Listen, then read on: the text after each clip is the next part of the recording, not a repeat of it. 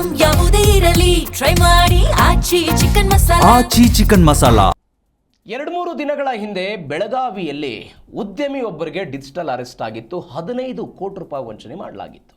ಈ ಘಟನೆ ಮಾಸುವ ಮುನ್ನವೇ ಇದೀಗ ಸೈಬರ್ ವಂಚಕರು 94 ವರ್ಷದ ವೃದ್ಧನಿಂದ ಸುಮಾರು 5 ಕೋಟಿ ರೂಪಾಯಿ ದೋಚಿದ್ದಾರೆ. ನಿವೃತ್ತ ಸಂಶೋಧಕರಾದ ವೃದ್ಧರಿಗೆ ಮೊದಲು ಲ್ಯಾಂಡ್ಲೈನ್ಗೆ ಕರೆ ಮಾಡಿದ್ರು ಅಪರಿಚಿತ ವ್ಯಕ್ತಿ. ನಿಮ್ಮ ವಿರುದ್ಧ ಬಳ್ಳಾರಿಯಲ್ಲಿ ಮಾನವ ಕಳ್ಳ ಸಾಗಾಣಿಕೆ ಪ್ರಕರಣ ದಾಖಲಾಗಿದೆ ಅಂತ ಬೆದರಿಕೆ ಹಾಕಿದ್ದಾನೆ.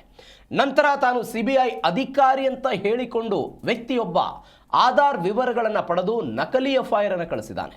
ಇದಲ್ಲದೆ ಸಿಬಿಐ ಅಧಿಕಾರಿಯಂತೆ ವೇಷಧಾರಣೆ ಮಾಡಿ ವಿಡಿಯೋ ಕಾಲ್ ಕೂಡ ಮಾಡಿ ಬೆದರಿಸಿ ನಾವು ಹೇಳಿದಂತೆ ನೀವು ಕೇಳಬೇಕು ಅಂತ ಹೆದರಿಸಿದ್ದಾನೆ.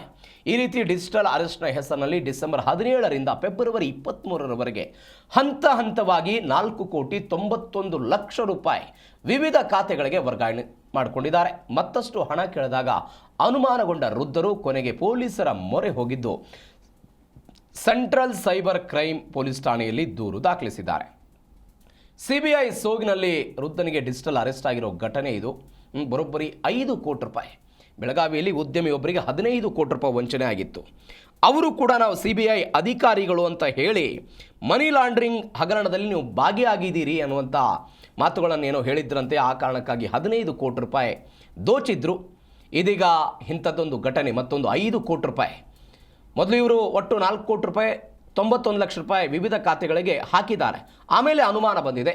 ಅದಾದ ನಂತರ ಸೆಂಟ್ರಲ್ ಸೈಬರ್ ಕ್ರೈಮ್ ಪೊಲೀಸ್ ಠಾಣೆಯಲ್ಲಿ ದೂರು ಕೊಟ್ಟಿದ್ದಾರೆ.